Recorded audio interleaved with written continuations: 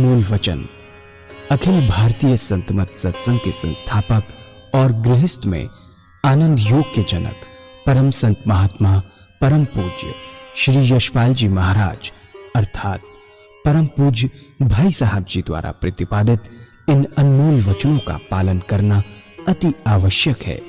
ये वचन हमारी गृहस्थ आध्यात्मिक साधना के लिए मूलभूत सिद्धांत हैं, जो इस प्रकार हैं।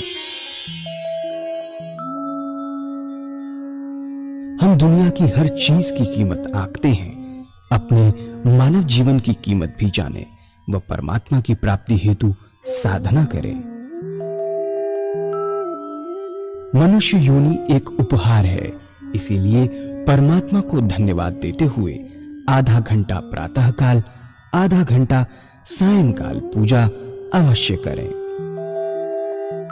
सत्संग, सतनाम व सद्गुरु को प्राथमिकता देते हुए इसी के आधार पर ध्यान योगाभ्यास अवश्य करें व गृहस्थ के कार्यों को परमात्मा का कार्य समझकर उसी की याद में संपन्न करें।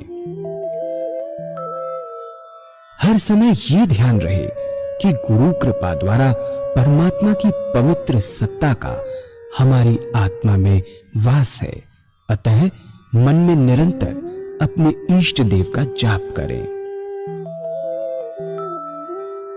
मान सम्मान की इच्छा ना करें व अपमान से दुखी ना हो।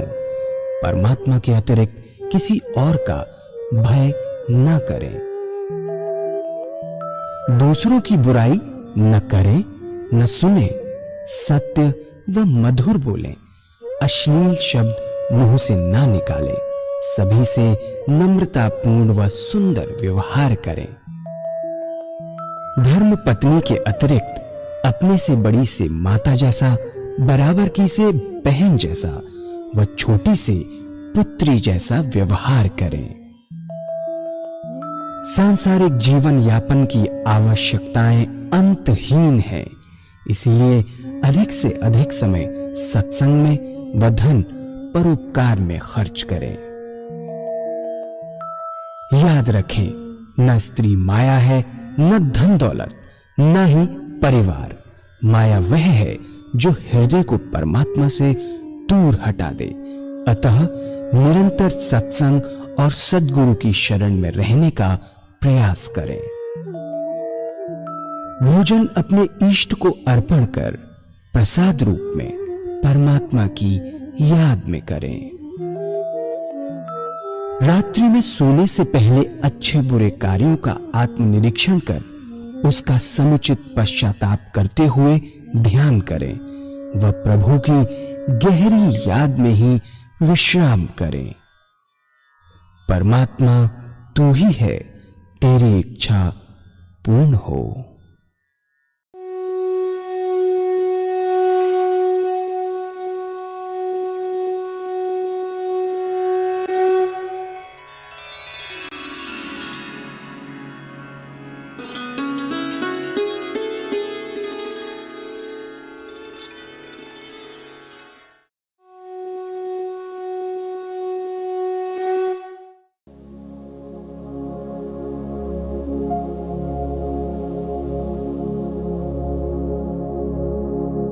जय सद्गुरुदेव जय पद शरणम श्रेयस्वरूप चरणों शरणम।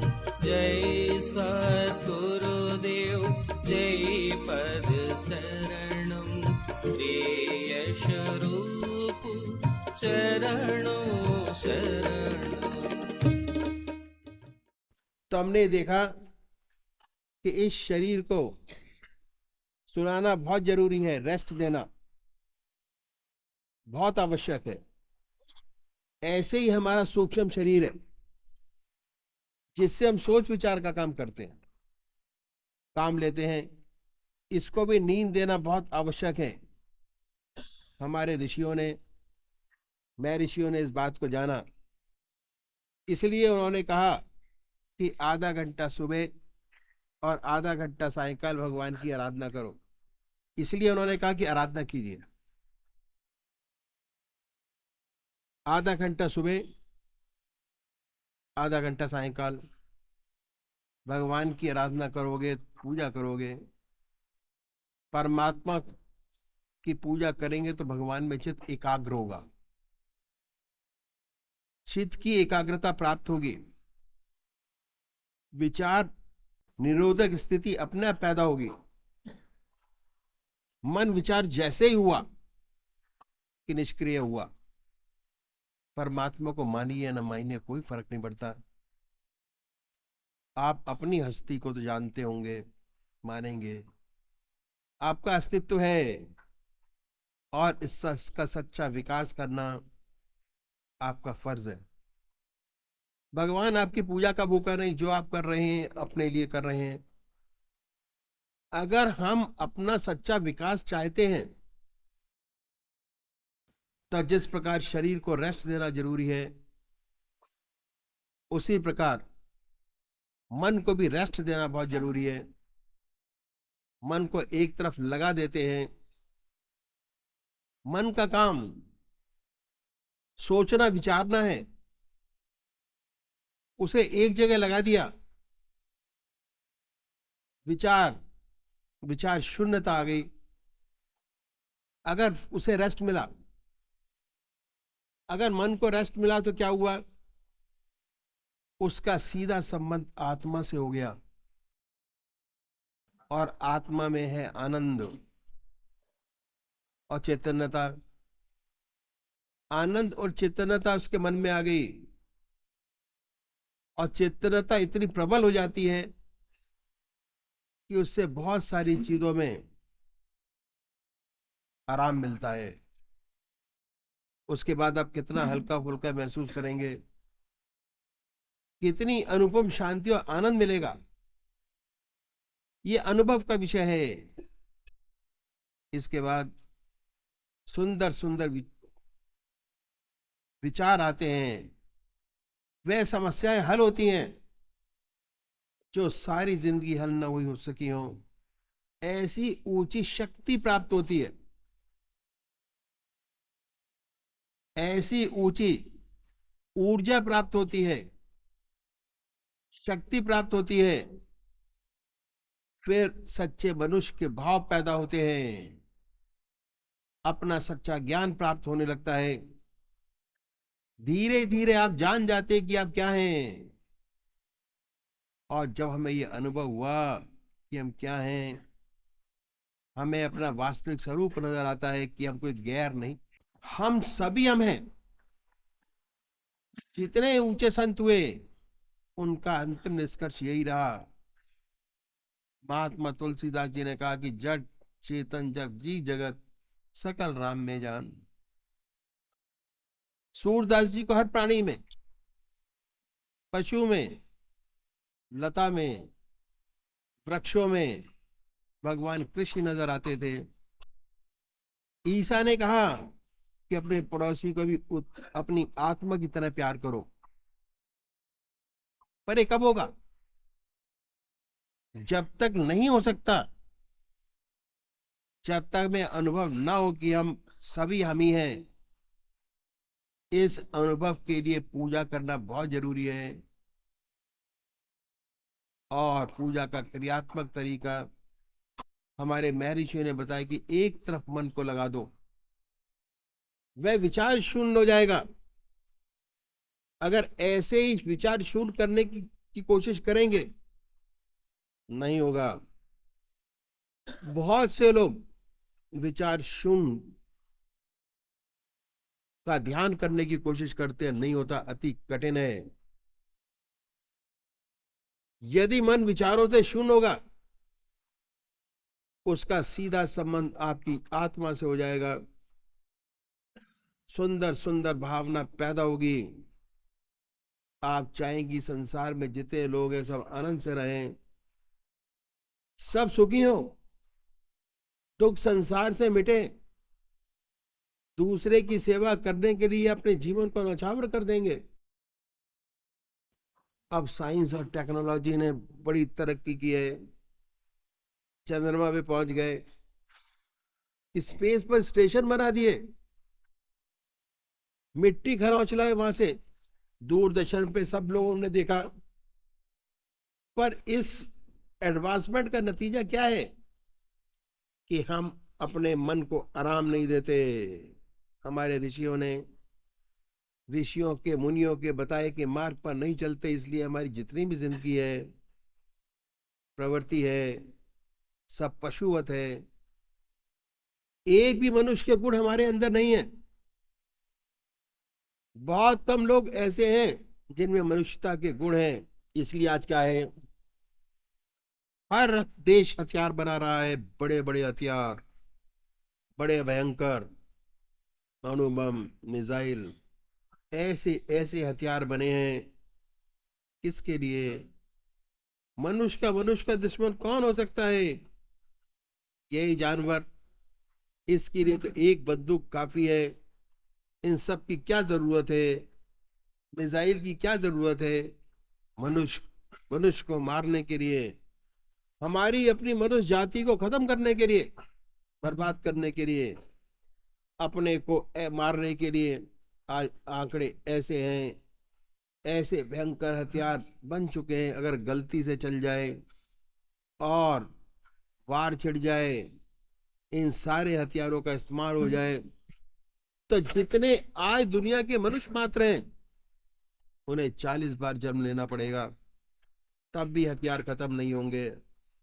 पूर्व सर्वनाश, इतने खतरनाक हथियार हमने बनाए हैं, और पैसा इन पर कितना खर्च होता है।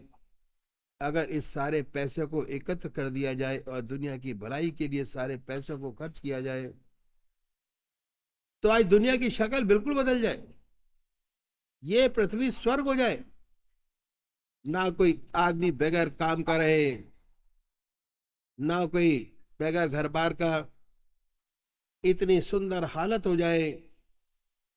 परमात्मा ने हमारी पृथ्वी को स्वर्ग बनाया है। जितने एस्ट्रोनॉट हैं जिन्होंने उड़ानें भरी हैं, कहते हैं कि सबसे सुंदर ग्रह पृथ्वी है। ऐसा सुंदर ग्रह कोई भी नहीं। भगवान ने तो स्वर्ग बनाया है, लेकिन मनुष्य जाति ने अपनी कटुता से इसको नर्क से बदतर बना रखा है। युद्ध चल रहा है। आइंस्टाइन ने बहुत सुंदर लिखा है कि जिस बूते पर हम आज चंद्रमा पे कहां कहां पहुंच गए, स्टेशन बना लिए, उसने लिखा है कि मैं नहीं जानता दुनिया का तीसरा विश्व युद्ध कैसे होगा, पर ये जानता हूं अगर चौथा विश्व युद्ध हुआ तो डंडे भी नहीं मिलेंगे लड़ने के लिए। इतना बहुत सही लिखा है। अगर एक दफा छिड़ गई, चाहे गलती से ही छिड़ गई, तो सबका सफाया। दुनिया की बड़ी बुरी हालत है, लेकिन सब अपने अपने अहंकार में चूर है। मैं बड़ा, मैं बड़ा, मैं बड़ा। सच्ची मनुष्यता में है ही नहीं। इसकी वजह यह है कि हम ऋषियों मुनियों के बताए हुए मार्ग को भूल गए। तो हम देखते हैं कि भगवान हमारी पूजा का भूखा नहीं। अपने विकास के लिए, मनुष्य मात्र की भलाई के लिए, संसार की भलाई के लिए ये पूजा परम आवश्यक है। मेडिटेशन बहुत आवश्यक है, बहुत जरूरी है। जब मन को नींद आ जाती है, जब मन सोया, मन के साथ साथ आत्मा भी सोई। कहा है, जब दिल को नींद आ जाती है और रूह भी गाफिल होती है, तब मैं अकेला होता हूं और यार की महफिल होती है। जब मन सो गया, मन के साथ साथ आत्मा भी सो गई, तब परमात्मा का दिव्य दर्शन होता है, सच्चा ज्ञान प्राप्त होता है। तो पूजा बहुत जरूरी है, बहुत आवश्यक है। अगर हम अपना सच्चा विकास चाहते हैं, डेवलपमेंट चाहते हैं, अगर हम सच्चा संसार का हित चाहते हैं, दुनिया का हित चाहते हैं, अपनी मनुष्य जाति का हित चाहते हैं, तो पूजा बहुत जरूरी है। पूजा का मतलब अपने मन को आराम देना, अपने मन को रेस्ट देना पड़ेगा, तभी शुद्ध विचार पैदा होंगे। हमारे ऋषि मुनियों ने अपने अनुभव को, इस बात को जाना और इस बात पर जोर दिया कि हर मनुष्य को आधा घंटा सुबह और आधा घंटा सायंकाल वंदना अवश्य करनी चाहिए, चाहे किसी भी हाल में हो। हमारे महर्षियों ने बताया कि चाहे आप गृहस्थी हो या सन्यासी, कोई भी आधा घंटा प्रातःकाल और आधा घंटा सायंकाल संध्या वंदना अवश्य करनी चाहिए, और आधा घंटा सायंकाल, ये दो समय निश्चित कर दिए हमारे ऋषियों ने। हमारे देश में 99% लोग परमात्मा को मानते हैं, ईश्वर को मानने वाले हैं, और अपने किसी ना किसी ढंग से परमात्मा की आराधना पूजा करते हैं। बहुत से लोग तो आधा घंटे से ज्यादा भी करते हैं। यदि हम उनसे पूछें कि इस पूजा का लाभ क्या, तो दो चार बात बताने के वे खामोश हो जाते हैं। कहते हैं कि हमारे घर में मंदिर है, ईश्वर का नाम लेना बहुत अच्छी बात है। हमारे दादाजी पूजा करते थे,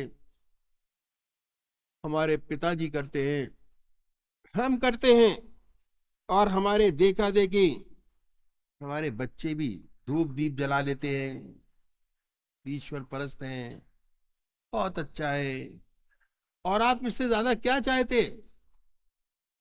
अगर उनसे पूछा जाए कि इससे कोई आपको आंतरिक लाभ हुआ, पूजा का मतलब जो है वो आंतरिक लाभ से है, तो ऐसे बहुत कम लोग होंगे जो ये कहेंगे कि हाँ हुआ आंतरिक लाभ अनुभव। यदि आप इस तरीके से पूजा करेंगे तो आपको विशेष लाभ होगा। और ऐसा तरीका उन्होंने बताया जिसे हर कोई अपना सके, चाहे किसी भी मजहब का मानने वाला हो, किसी भी धर्म का अनुयायी हो, अपने धर्म के मत पर चलते हुए कर सके, ऐसी बात बताई। अब वह तरीका मैं आपके सामने रखता हूं। संसार में हर मजहब में दो तरीके के व्यक्ति हैं, एक साकार पुजारी, दूसरे निराकार। और कोई नई बात नहीं, बहुत पुराने जमाने से चले आ रहे। इनमें वाद विवाद भी होते हैं, लेकिन सब होते हुए आज तक दोनों कायम हैं। आज आपको साकार रूप के पुजारी मिलेंगे और निराकार भी मिलेंगे। बात ऐसी है, मनुष्य का स्वभाव कुछ ऐसा ही है। किसी को चेहरे से प्यार होता है, किसी को शक्ल से प्यार होता है, किसी को मूरत से प्यार होता है, और कुछ लोगों को शक्ल से प्यार नहीं होता। जिन्हें शक्ल से प्यार है वे हैं साकार पुजारी, और जिन्हें शक्ल से प्यार नहीं होता वे निराकार। इन संतों ने दोनों के लिए रास्ता बताया कि जो साकार पुजारी हैं उनका सर्वप्रथम कार्य एक इष्ट का निश्चित करना। एक इष्ट, एक स्वरूप, एक नाम। इसके लिए किसी गुरु के पास जाने की आवश्यकता नहीं है। आपकी आत्मा आपका सबसे बड़ा गुरु है। अपनी आत्मा से पूछिए कि भगवान की कौन सी मूर्ति आपको सबसे ज्यादा प्यारी लगती है। मूर्ति वो जिसमें भगवान की शुद्ध भावना डाल सकते हो, उसी को अपना इष्ट माने, उसी की पूजा करें, उसी को कभी बदले नहीं। ऐसा नहीं कि आप कभी राम की पूजा करें, कभी कृष्ण की, कभी माँ की। अगर रोज रोज बदलेंगे तो पूजा का विशेष लाभ नहीं होगा। पूजा का मतलब चित्त की एकाग्रता प्राप्त करना। उससे ऊपर उठें तो मैं ये कहूंगा कि विचार शून्य अवस्था प्राप्त करना। ऐसी हालत जिसमें विचार शून्यता आ जाए वो जब भी हो सकता है जब आपका एक इष्ट हो। इसलिए आज तक जितने साकार उपासक हुए सभी एक इष्ट के उपासक थे। संत तुलसीदास भगवान राम के उपासक थे, और इतने भगवान राम के उपासक थे कि एक बार द्वारकाधीश मंदिर मथुरा चले गए। जब मंदिर में पहुंचे, सबने प्रणाम किया, आपने प्रणाम नहीं किया। लोगों ने कहा कि आप तो भगवान के भक्त हैं, आपने प्रणाम क्यों नहीं किया? तुलसीदास जी ने भगवान की स्तुति की और भगवान की मूर्ति का बड़ा सुंदर वर्णन किया। आखिर में रो रो के कहने लगे कि तुलसी मस्तक तब झुके जब धनुष बाण लो हाथ। ऐसा कहते हैं कि भगवान के हाथ में धनुष बाण आ गया तो तुलसीदास जी ने दंडवत प्रणाम किया। ऐसे एक इष्ट के उपासक थे, ऐसे ही सूरदास थे, भगवान कृष्ण के उपासक थे। हर जगह उन्हें भगवान कृष्ण नजर आते थे, उनके साथ भगवान कृष्ण हरदम रहा करते थे। वो कहते थे, दर दीवार दर्पण में जित देखूं तित तोए, काकर पाथर ठीकरी भय और सी मोए। कंकड़ों में, पत्थरों में उन्हें भगवान कृष्ण नजर आते थे। इसलिए जितने साकार उपासक हुए सब एक इष्ट के उपासक थे। साकार पुजारी को एक इष्ट निश्चित करना बहुत जरूरी है। अगर आप मन की शांति प्राप्त करना चाहते हैं, बहुत आवश्यक है जिसे आपकी आत्मा कबूल करे, उसको, उसी से सच्चा ध्यान बनेगा, उसी से सच्चा ज्ञान होगा, चित्त की एकाग्रता प्राप्त हो सकेगी। अगर बार बार बदलेंगे या बहुत सी मूर्तियों का ध्यान करेंगे तो पूजा का मकसद पूरा नहीं होगा। हमेशा कंफ्यूजन में रहेंगे कि किसको माने किसको न माने।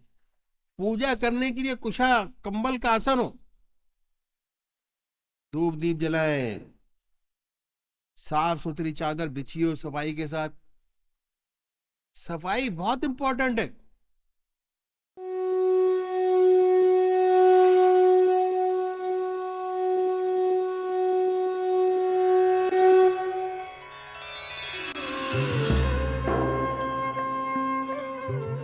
ध्यान योग के कार्यक्रम आनंद योग से निशुल्क जुड़ने के लिए संपर्क करें 9810239677।